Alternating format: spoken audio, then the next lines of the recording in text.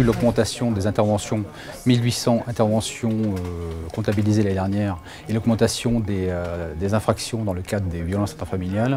Donc on a décidé de mettre en place toute une chaîne de prévention à destination donc des victimes, hommes et femmes, ou enfants d'ailleurs, sur le département.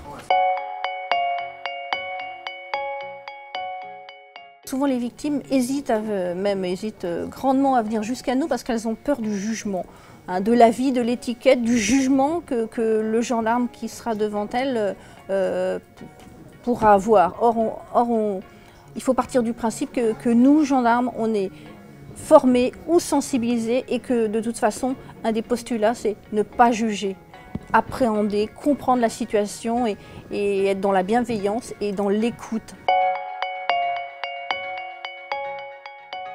Le Grenelle a effectivement une portée médiatique qui aujourd'hui fait que nous parlons beaucoup de cette problématique-là.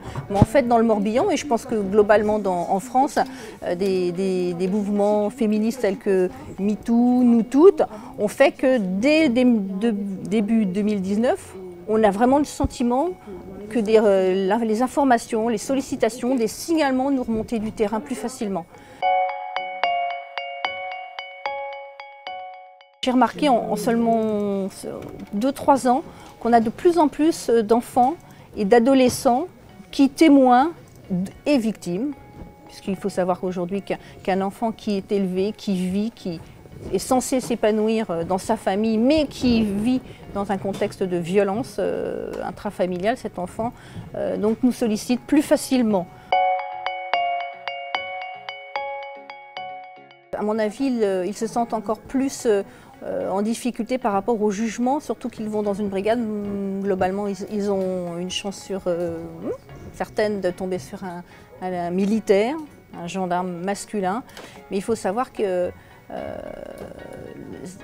la même prise en compte, la même écoute, la bienveillance sera apportée, que ce soit un homme ou une femme.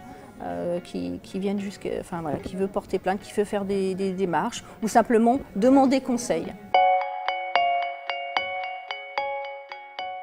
Victime, témoin, proche, vous devez être acteur et signaler les faits. Et c'est ensemble, en évaluant la situation, la dangerosité ou non, le type de violence dont la personne est victime, ensemble on pourra effectivement poser une situation et trouver des solutions.